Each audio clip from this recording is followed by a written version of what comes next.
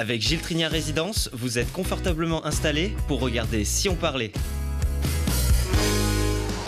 L'entrepôt du bricolage, filiale du groupe Samsey, vous présente Si on parlait.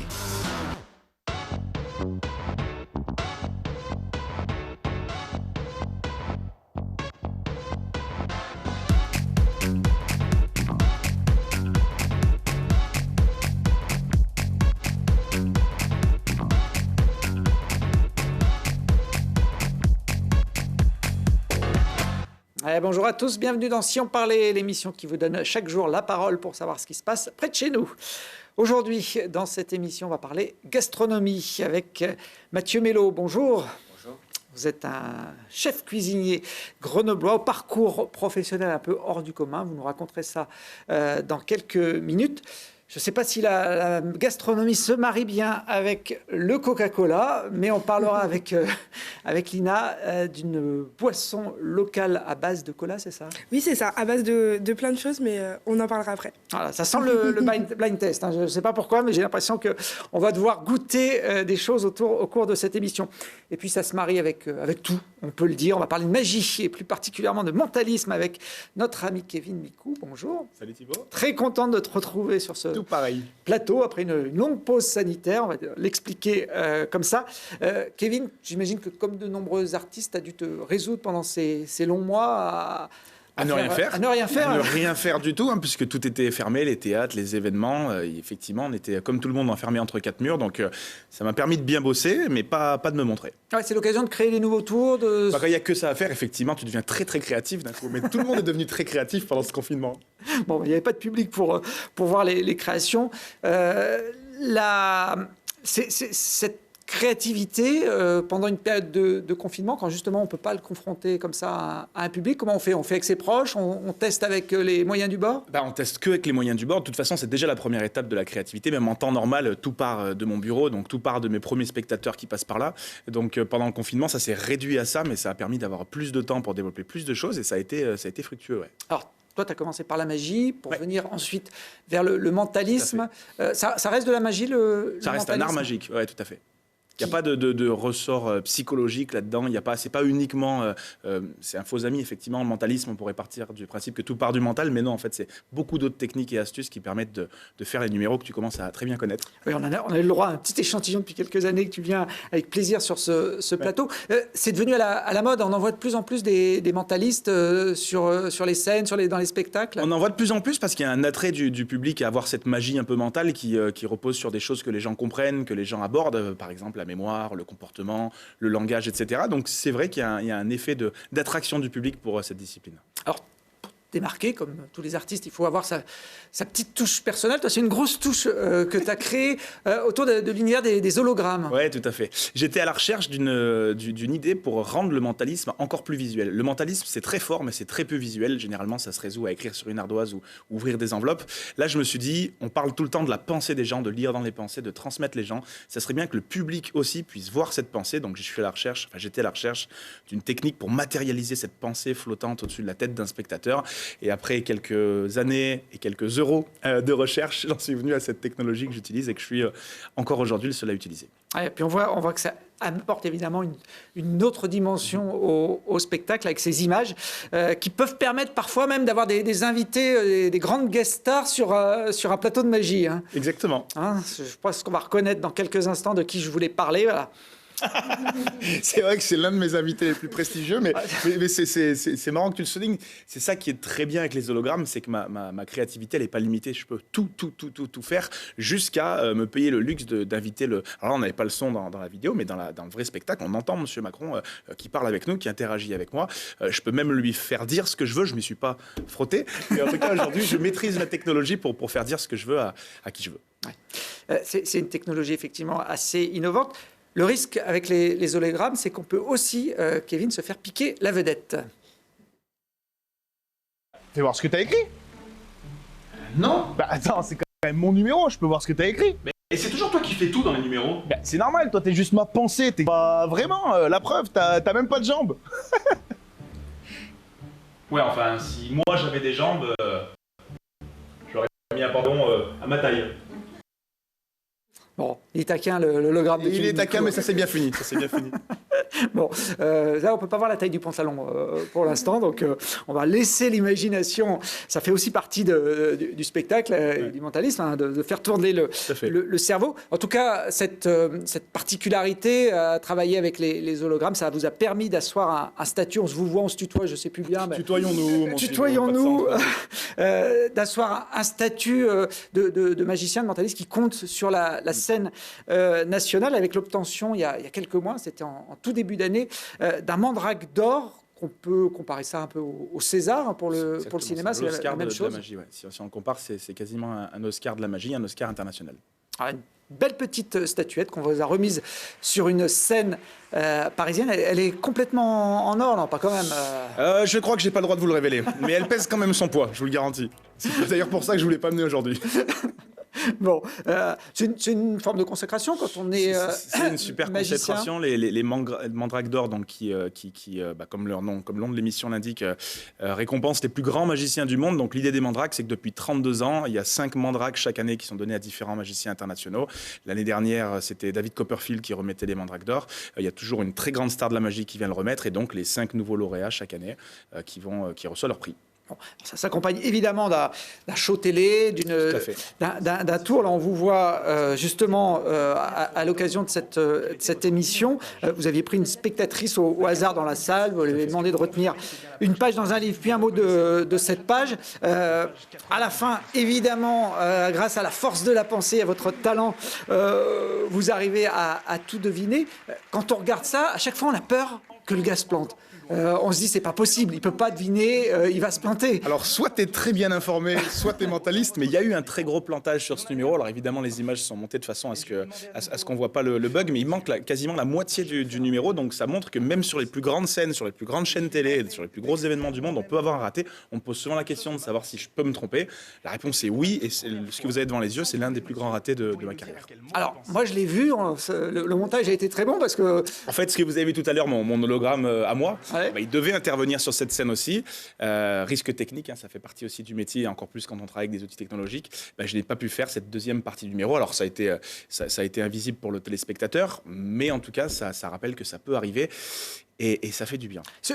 Sur scène, il n'y a pas de montage. Comment on fait? On a un plan B quand un tour part pas dans la direction qui était... On a un plan B, mais on est tellement attaché au plan A, on travaille tellement beaucoup le plan A que pour le coup, quand c'est le plan B qui déroule, c'est pas aussi au point. Là, un hologramme qui se déclenche pas, c'est quand même très dommage. Mais ça fait partie du jeu et c'est une très très belle leçon. Et ce jour-là, j'ai pris une très très belle leçon dont je me souviendrai longtemps. Bon, on l'a dit, il était taquin, l'hologramme de Kevin Nicole. Ouais, c'est peut-être ça. C'était peut-être volontaire. Jusqu'à pas venir quand on l'appelle. Il s'est dit, tiens, là, j'ai pas envie, j'y vais pas. On vous demande aussi comment vous faites les trucs. Ça, c'est souvent quelque chose qu'on a envie de savoir quand on regarde un c'est une question systématique. Soit on me demande comment je fais. Alors, c'est vrai que de par mes nouveaux numéros où c'est un peu plus spectaculaire, je suis un peu plus éloigné de l'effet. Dans le premier spectacle, qui était beaucoup plus psychologique, effectivement, les gens cherchaient uniquement le secret parce qu'ils se disaient, finalement, tout repose sur secret. Là, vu qu'il y a du divertissement autour de l'effet, les hologrammes, ça a beau être très marrant, c'est aussi très beau à voir, c'est aussi très, très, très cohérent avec le numéro. Et du coup, les gens sont portés par ça et je remarque que du coup, ils se torturent un petit peu moins avec l'effet. Donc, c'est peut-être une bonne chose, c'est qu'ils sont plus séduits par un spectacle complet, par une proposition complète que par un effet de mentalisme précis. Donc, c'est a priori un bon indicateur. Alors, évidemment, un magicien ne doit rien dire, mais est-ce que quand il regarde un autre spectacle de mentalisme, par exemple, il est capable de décrypter tous les tours? Alors, je suis pas sûr que les magiciens qui regardent le mentalisme puissent décrypter les tours. Entre mentalistes, bien évidemment, on a tous à peu près les mêmes combines parce que ça repose sur les mêmes techniques. Et c'est justement ça qui donne envie de sortir un petit peu des clous et de faire des choses qui sont jamais vues. C'est sans prétention aucune, c'est très très dur dans le monde des arts magiques de faire quelque chose que personne n'a jamais fait. C'est très très compliqué parce que c'est un art ancestral, parce qu'il y a beaucoup de gens qui pratiquent, parce qu'aujourd'hui avec Internet vous avez accès à tout, vous voyez tout, donc vous pouvez très rapidement voir des choses. Donc c'était aussi ça ma volonté de faire quelque chose de nouveau, c'est de dire ok, effectivement mes numéros, on va pas pouvoir révolutionner le mentalisme en tant que tel. Par contre, tout l'habillage qu'il y a autour, ça, il faut que ça soit remis sérieusement au goût du jour. Et c'est ce que j'ai essayé de faire. Et les technologies du 21e siècle. Autre temps fort de ton activité cathodique, ces mois de de confinement, le passage dans une célèbre émission américaine, je ne sais pas si je vais le dire avec le bon titre, avec le bon ton, America's Got Talent. Non, j'ai vraiment dit à la française. Il est gentil. Non, c'est très bien, vraiment. Kevin. Après, on dit AGT, AGT, c'est plus simple qu'America's Got Talent, mais tu peux le dire. Moi, comme je ne suis pas un intime de l'émission, j'ai pas voulu écorcher son nom. C'est la version américaine de la France, un incroyable talent qu'on connaît peut-être mieux ici en France. C'est quand même la version originale de cette émission. Oui, tout à fait. Qui après s'est exploité dans je ne sais combien de pays, mais Simon Cowell, qui est d'ailleurs dans le jury de l'émission, c'est la personne, le monsieur brun qui est tout à droite dans le jury, c'est le créateur, producteur de l'émission, c'est lui qui l'a créé au Canada plus précisément, il y a quasiment une vingtaine d'années, et qui aujourd'hui l'a produit dans le monde entier. Alors c'est un gros show à l'américaine. Un gros show, hein, ils le disent eux-mêmes, c'est la plus grande scène du monde, hein, pour dire que c'est le plus d'audience, la plus grosse opportunité qu'un artiste peut avoir dans sa vie. On vous voit assez à l'aise sur cette grande scène devant un jury de... Et là, je passe pour un prétentieux. Voilà. Alors, ce que j'ai voulu dire ce jour-là, j'ai dit français avec un air sûr de moi, parce que pour moi... Évidemment, je suis français. Non, c'est que ça voulait dire que mon accent, il est tellement prononcé que ça voulait dire, les gars, vous avez bien vu que j'étais français. Et eux, ils l'ont pris comme, comme s'il y avait d'autres pays dans le monde. Donc j'ai entretenu notre réputation de français chauvin outre-mer. Ça se passait où cette à Los Angeles. Ouais. Comment on fait pour quand on est un petit Français grand par le talent, mais comment on fait pour arriver à se retrouver sur un plateau comme ça? Pas obligé de me croire, mais je vais vous le raconter. Un matin de janvier, peu après les mandrakes, donc je pense que ça découle des mandrakes, je reçois un formulaire de contact sur mon site écrit en anglais avec écrit: oui, bonjour, je suis Renée Massy, directrice de casting d'America's Got Talent. Est-ce que ça vous intéresserait de participer à l'émission? Je me suis bien entendu dit que c'était une blague. Et il se trouve que non. Et donc, on a donné suite, effectivement, aux échanges avec la prod. J'ai proposé ce numéro qui est une créa, parce que le numéro est sur le thème de l'émission en lui-même.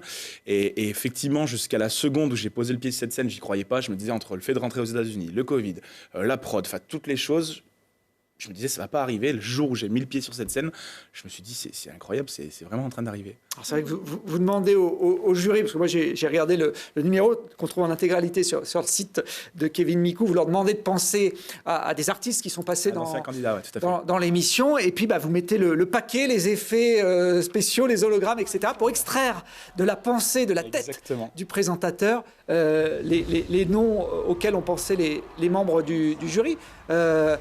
Ah bon, là, il n'y a pas eu de raté. Le spectacle. Là, il n'y a pas eu de raté du tout. Ça s'est très, très bien déroulé. Je me suis fait un petit peu embêter par l'une des jurées. Vous le voyez dans le début du numéro, quand je fais choisir une carte, elle a tenté de me piéger. Mais en fait, il se trouve que ça va tellement vite. C'est tellement attendu ce moment. Et finalement, le numéro dure 4 minutes. Hein. Donc, c'est des mois et des mois de préparation pour finalement quelque chose de très compact. C'est tellement passé vite que j'ai pas vraiment de souvenir précis de tout ça. Mais effectivement, je me suis fait embêter au début du numéro. Voilà, les hologrammes, en tout cas, sont à la hauteur du show américain. Ouais, et puis l'effet que ça a sur eux, on se demande toujours, quand on va voir, parce que les gens qui sont dans le public, c'est des hyperstars mondiales, hein, c'est des gens qui ont des grandes carrières internationales, qui sont suivis par beaucoup de gens, qui produisent beaucoup de gens. Donc on se dit, effectivement, c'est une chose de séduire un public local. Est-ce que devant les plus grands producteurs et professionnels américains, exactement, est-ce que ça va les marquer? Et après, la réponse est dans la vidéo, puisqu'ils donnent leur avis à la fin. C'est le principe de l'émission, hein, de donner un ressenti à chaud sur ce qu'ils viennent de voir. Et a priori, c'était sans prétention plutôt positif. Ouais, je crois qu'ils ont un petit peu applaudi, un peu beaucoup, quand ils découvrent la prédiction que vous leur aviez faite, carrément même en avance, puisque vous l'aviez passé en Polaroid avant que le tour commence. Alors, on peut dire que vous avez un peu bluffé, là, tous. Hein. Ouais, là, Simon, donc c'est celui dont je parlais, Simon Cowell, qui est le producteur de l'émission, qui se lève de sa chaise pour un artiste, c'est pas arrivé très souvent. Moi, je le découvre aussi en lisant les commentaires des habitués de l'émission, et c'est très rare qu'il soit de bonne humeur avec les candidats et qu'il se lève de sa chaise. Donc aujourd'hui, ma plus grosse victoire, c'est d'avoir fait lever Simon Cowell de sa chaise. Alors, il y a une belle victoire aussi dans cette émission pour celui qui gagne la saison. Il y a $1 million, je crois, à la clé. C'est bien aussi. Et sa résidence à Las Vegas, donc son spectacle qui est produit à Las Vegas. Donc effectivement, c'est sympa. En plus, ça a donné quoi justement ce passage télé dans l'émission? Alors, pour la suite de l'émission, j'ai pas le droit de vous révéler ça.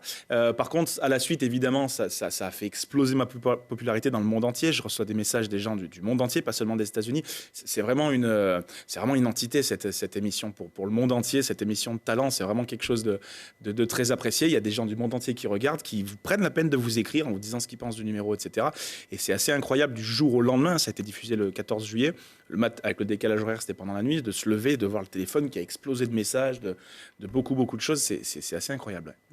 Donc vous les avez séduits, donc j'imagine que vous êtes qualifiés, ça se poursuit, c'est ça le principe de l'émission. Bon, il faudra regarder les chaînes américaines pour voir si Kevin revient dans les prochains numéros redis-la-moi en anglais parce que moi voilà.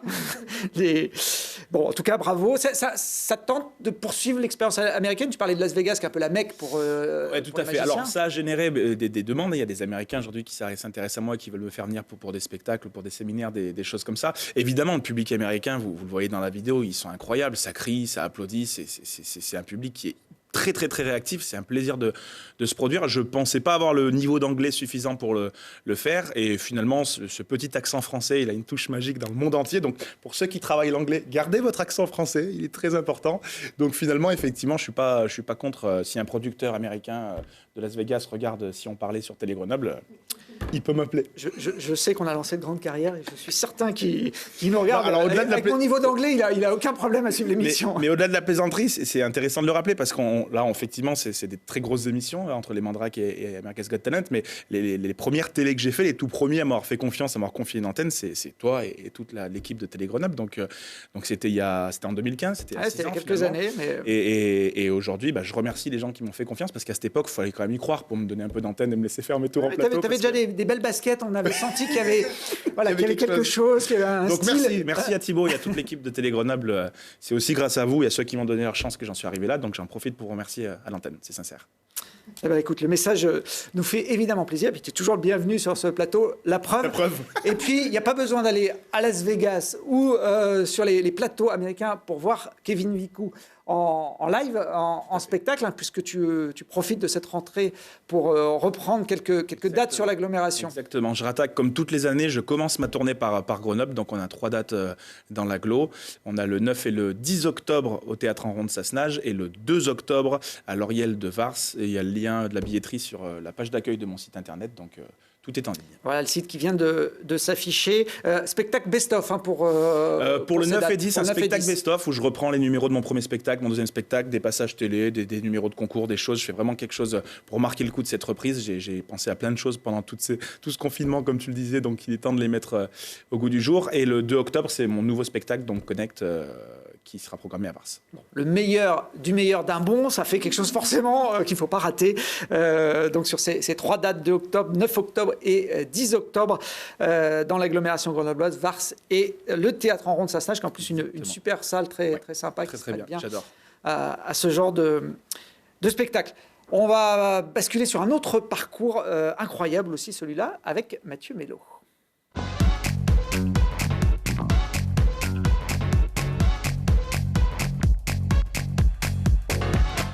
Ça s'appelle Dans l'assiette parce que Mathieu Mello est chef restaurateur. Vous avez un restaurant à Grenoble qui s'appelle au Mets Cliché. Mets, M-E-T-S, et puis Cliché en lien avec les clichés de la photo. C'est vos deux passions, la cuisine et la photo. C'est ça. J'ai mélangé les deux passions.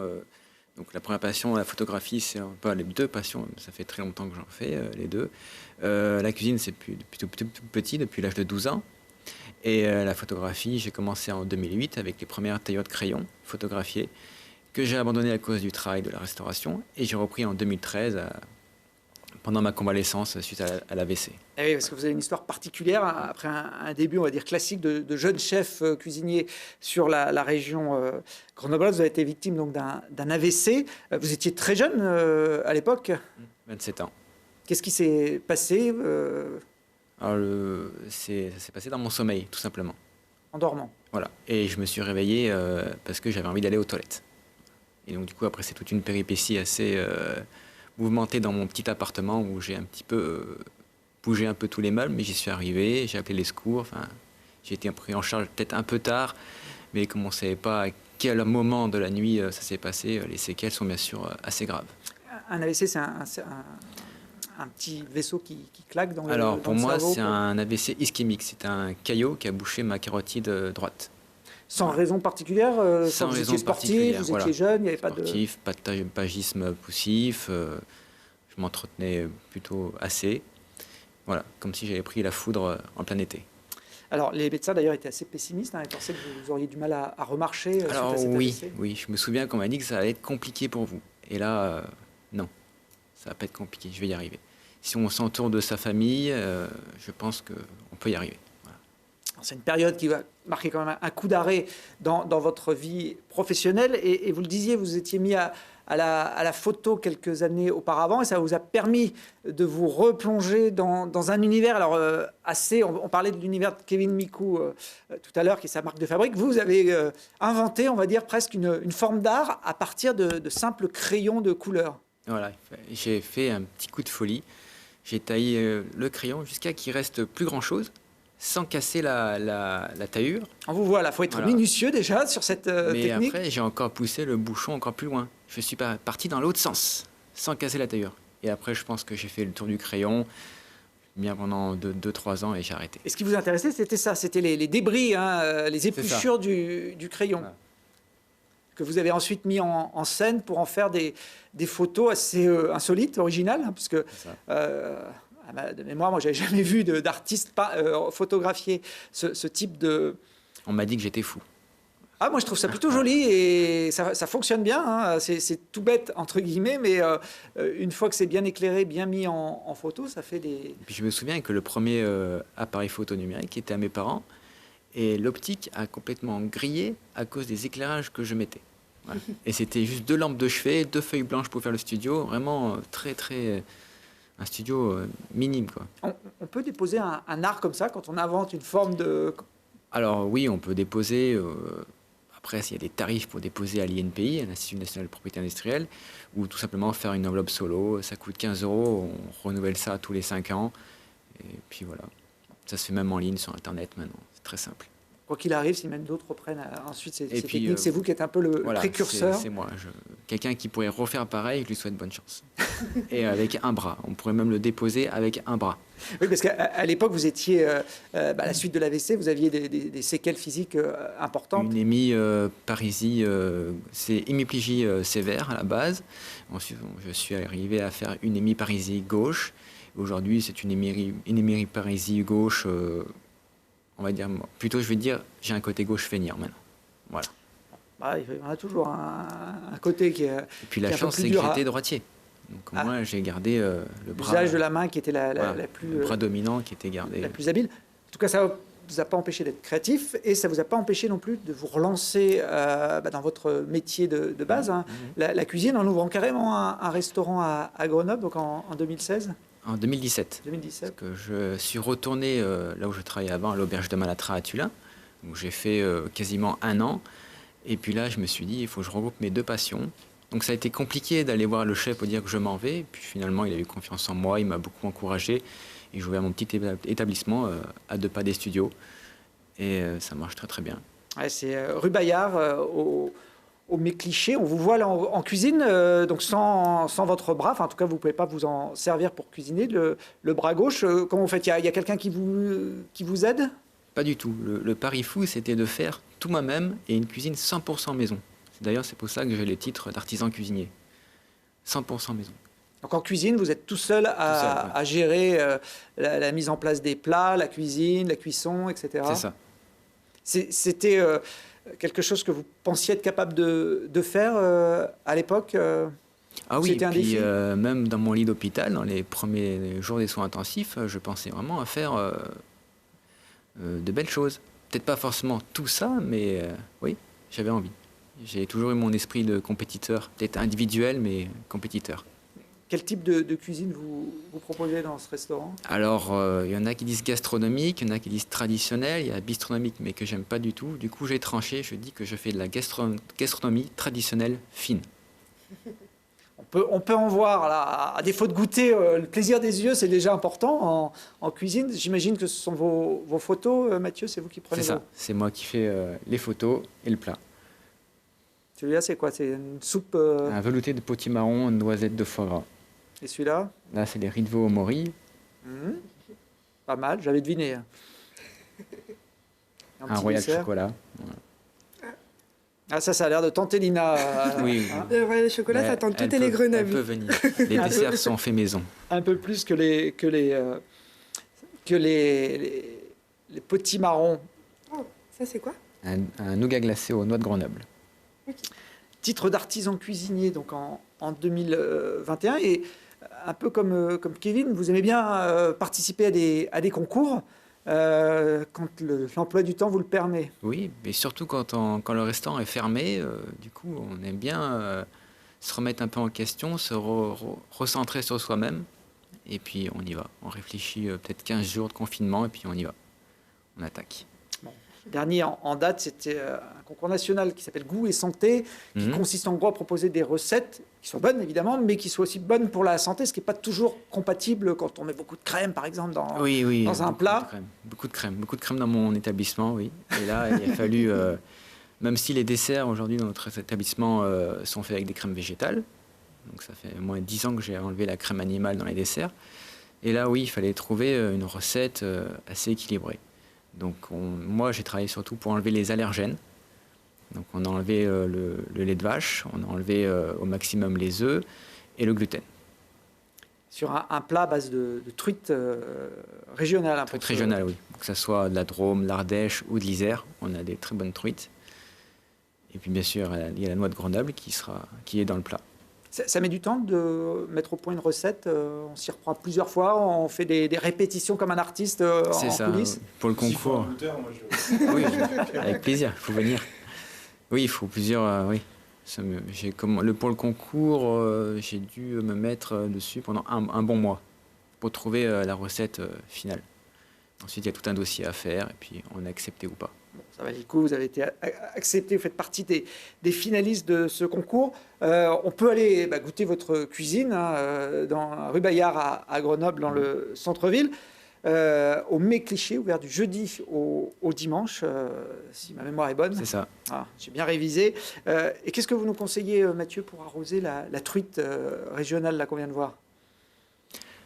Un petit Saint-Joseph, donc Côte-du-Rhône, qui irait très bien. Ça irait très bien, mais ça part mal pour introduire ma prochaine rubrique. Tant pis, Oui. on va faire avec. Mais je connais, parce que j'ai fait une sauce cola au restaurant. Ah, pendant très bien. 3 semaines. Eh ben voilà, c'est bien rattrapé, Mathieu.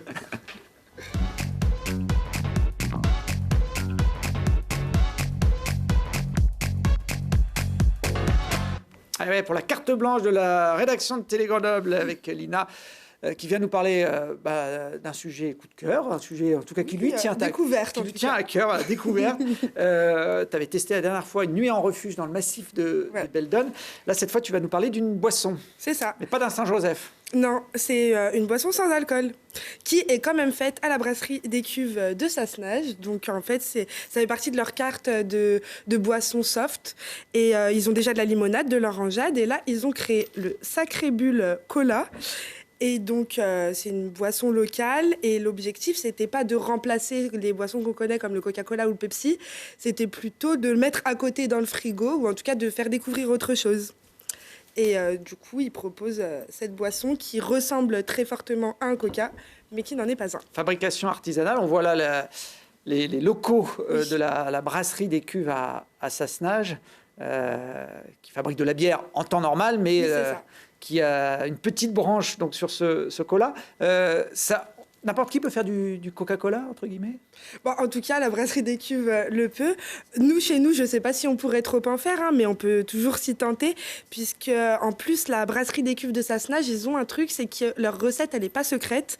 Et du coup, ils nous donnent la recette, bon, pas avec la dose des ingrédients exacts, mais là, le cola, c'est simplement de l'eau de source gazéifiée, du sucre, du caramel et du citron. Après, il faut trouver les bons dosages. Comme l'expliquaient les créateurs de cette boisson, il faut tester, retester, regoûter. Et voilà, mais comme Kevin, par exemple, aime bien goûter, il pourrait nous aider à fabriquer notre nouvelle boisson cola. Donc voilà, après, là, je vous ai mis devant vous donc, du Pepsi, du Coca-Cola et du Sacré Bulle Cola. Donc comme vous pouvez le voir, c'est la même couleur. La différence entre elles, c'est qu'il n'y a pas de caféine. Et comme je vous le disais, voilà, leur recette, elle est pas secrète et c'est moins sucré que du Coca-Cola. Alors à l'odeur, À l'odeur, on va dire que j'ai du mal Je vous à avoue, je n'ai discerner pas les senti trois. non plus. Kevin, il arrive des États-Unis, donc Coca et Pepsi, ça doit faire partie de son C'est quotidien. Pepsi là-bas. Là-bas, c'est Pepsi qui est au-dessus. Ouais. Bon, là, il n'y a plus trop de bulles, par contre. C'est vrai qu'on aurait dû les boire en début d'émission, mais on Elles va quand sont même plus faire les très testeurs fraîches. jusqu'au bout. Elles Il faut sont cracher plus très normalement fraîches. quand on déguste, non? Oui, mais j'ai pas pris de crachoir, donc là, va falloir procéder autrement. Ah, et entre le 1 et 2, il y a une vraie différence de goût. Ouais. Mais je crois que vous aviez Ah bah oui. déjà un peu, Moi, juste au visu, deviné un petit peu. Je pourrais pas te dire quel est le Pepsi, quel est le Coca, mais je sais quel est le cola. Ok. Bah alors, spoil pas. On va voir si les autres réussissent à deviner. Mathieu, à votre avis, quelle est la meilleure des trois? Donc forcément la locale. Il faut... Alors, ça serait bête Je de préfère quand citer même une autre. Le Saint-Joseph. On oblige un chef cuisinier À goûter du soda. à goûter 3 boissons sucrées. Laquelle, à votre avis, Mathieu? La Je me 1, la défie 2 ou la numéro 1 3? pour les repérer.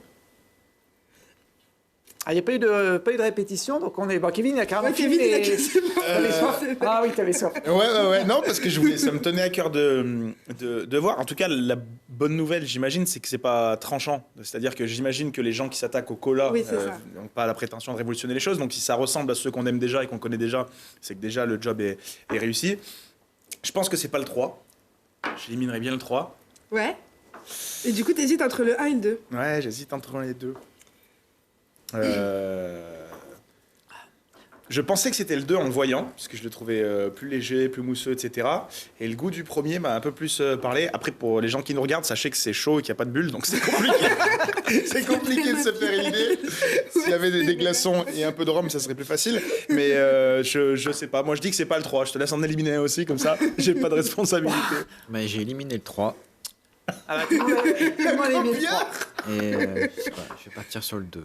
Le Ouais. 2, Bah, moi, Thibaut, t'avais trouvé. Moi, j'étais parti sur le 2 aussi. Je trouvais plus léger, moins sucré, donc je me suis dit que... Je vais goûter ce que c'est quand... Enfin, En fait, Sans Lina, elle n'en bulle. sait rien du tout, elle a mis des étiquettes au hasard.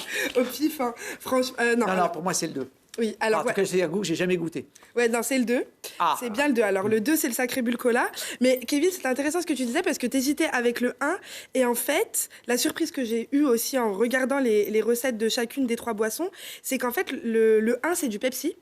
Et le Pepsi, il est moins sucré que le sacré bulle cola. Et c'est pour ça que peut-être ça t'a induit en erreur, Ouais, comme tu c'est t'attendais possible. à quelque chose de Et la peu mousse, sucré. par contre, elle est bien. Je le disais tout Ouais. à l'heure avant qu'on démarre l'émission, on le voit un petit peu encore dans les verres, mais la mousse, elle est un peu plus aérienne, elle est un peu moins Ouais, quand on le pétillante. verse, voilà, c'est ça. En fait, quand on le verse, l'objectif qu'avait voilà. justement... Ça fait un peu une mousse de café en fait. Ça Ouais, fait c'est un peu vrai. ce qu'on a sur un. ou l'écume. une mousse de bière. Voilà, Ouais. exactement. Et en fait, c'était l'objectif de Ah, c'est parce qu'il la reste un peu brasserie. de mousse dans les cuves et quand Il il le va mettre le balance dans cola. le cola.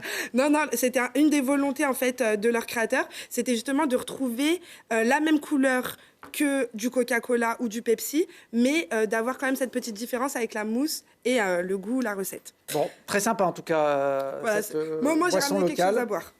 Euh, le plus cher ou le moins cher, bah, est-ce qu'il y a une différence eh aussi ben, dans les prix? Voilà, justement, donc dans les prix, L'artisanat se paye. bah, exactement, Savoir-faire voilà, il faut local. savoir payer nos producteurs locaux. Donc le cola au litre, c'est à peu près 5,80 €, alors que pour du Coca, c'est 1,40 € et du Pepsi, 1 €. Donc il y a quand même une bonne différence, mais bon, après, il faut savoir ce qu'on veut, si on veut aider les locaux ou aider Et puis, les grandes boire firmes. boire une boisson de qualité, on Ouais. va Voilà, dire. c'est ça, une boisson de qualité. On les trouve partout aujourd'hui, ces bouteilles de cola Alors, isérois? Alors comme la boisson elle est assez récente, donc on va plus facilement trouver leur limonade ou leur orangeade, hein, mais ils en vendent à certains endroits dans Grenoble, dans certains bars ou certaines boutiques. Sinon, il faut aller à la brasserie des Cuves de Sassenage. Voilà, Sacré Bulle en tout cas, ça s'appelle. Et ça. tu nous feras une note de frais, Lina, pour Oui. tout ce que tu as pu dépenser pour ce blind test. Merci, je vois que Kevin a fini ses 3 verres, donc il a pris un peu de dopant pour nous bluffer quand même. Il n'y a pas que les Américains qui ont le droit d'avoir un tour de Kevin Micou. On va terminer cette émission avec lui.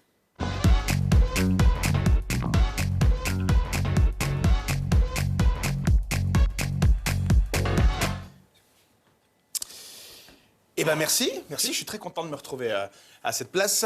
Alors, je suis venu vous parler de mon spectacle Best Of, donc je me suis dit qu'il faudrait que je fasse un numéro qui lui-même est un peu un Best Of, donc je suis venu avec ce que j'utilise le plus dans mes numéros, c'est-à-dire un livre, c'est-à-dire un paquet de cartes et un téléphone. Alors, on va commencer avec le livre. On a ce bouquin. Alors, ce que je vais te demander est très simple. Tu vas simplement me dire stop, et là où tu me diras stop, tu liras le premier mot de la page. Alors, juste si tu peux confirmer aux téléspectateurs que, bien évidemment, toutes les pages et donc tous les mots sont bien différents. On est d'accord? Une page cornée. Il y avait une page cornée, très bien. On va y faire attention. Alors, est-ce que tu pourrais me dire stop quand tu veux? Stop. Ici. Alors, je te laisse lire dans ta tête le premier mot de la page. Tu l'as? Oui. Je referme. Et ici, on a un paquet de cartes. Alors, je montre, bien évidemment, que toutes les cartes sont bien mélangées. Bien sûr, bien évidemment. Et bah tiens, est-ce que tu pourrais poser le doigt sur une carte, au hasard, n'importe laquelle?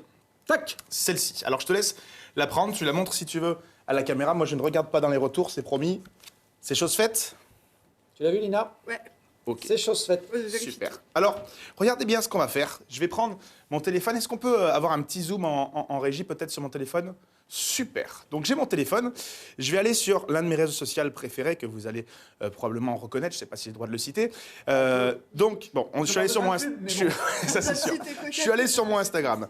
Donc, on a évidemment toutes les photos. Vous pouvez, on a la vidéo, par exemple, de tout à l'heure. On a, bref, toutes les photos de mon Instagram. Mais on a surtout celle-ci. Une photo prédiction que j'ai mis en ligne le 18 juin dernier, où on voit que j'ai dans la main un papier, qui est sûrement une prédiction, parce que c'est un papier avec un point d'interrogation. Alors, regardez bien ce qu'on va faire, regardez de près, attention. Hop, tac. On a ce papier qui est sorti de la publication. On peut même sortir d'Instagram. On voit que le papier, il est vraiment sorti de l'application. Alors, on va essayer de voir un petit peu, hop là, ce qu'il y a dessus.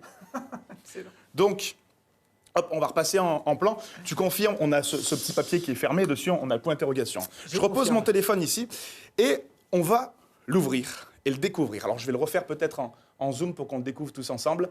Merci beaucoup. Alors, pour démarrer, il y avait un mot de choisi. Est-ce que pour la toute première fois, tu pourrais nous dire à quel mot tu pensais? Prochain. Prochain. Et le mot, c'était prochain. On avait ensuite une carte. Thibaut, ne la montre pas pour l'instant, est-ce que oui ou non, ta carte était bien un 7 de cœur? Non? A priori, non. Alors, c'est pas très très grave, on va continuer quand même, puisque dans le papier est écrit qu'il faut refermer et retourner. Donc, je referme, je retourne. Thibaut, est-ce que ta carte, c'était bien un 4 de pique?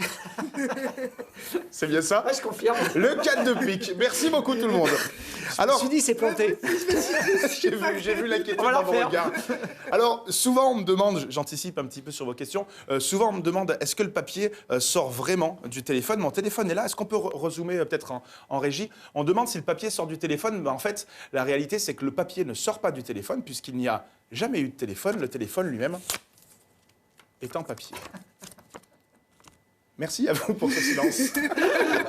Merci bien.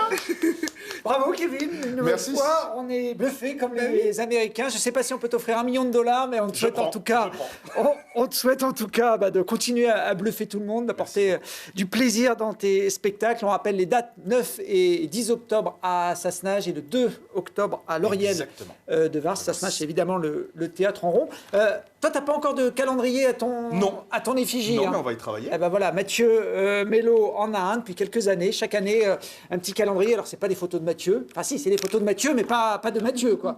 Des photos prises par Mathieu, mais avec ses plats. Donc, j'imagine que Mathieu prépare le calendrier 2022. Non, Non, il n'y en aura pas. pas encore. Pas encore. Mais ça va venir. Oui, ça. Oui, on a encore quelques semaines avant de changer d'année. Eh ben, merci en tout cas à tous les quatre, enfin tous les trois. Je me remercie aussi. On est un peu à la bourre pour passer au bon plan. On va s'arrêter là pour aujourd'hui, mais je crois qu'on a déjà bien consommé entre coca, magie, mentalisme et gastronomie. Et voilà, le micro classé. Ça, un petit clin d'œil, Kevin, pour dire au revoir à tes chaussures.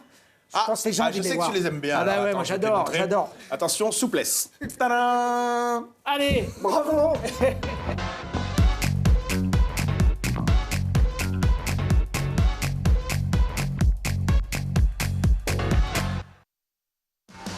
L'entrepôt du bricolage, filiale du groupe Samsé, vous a présenté Si on parlait.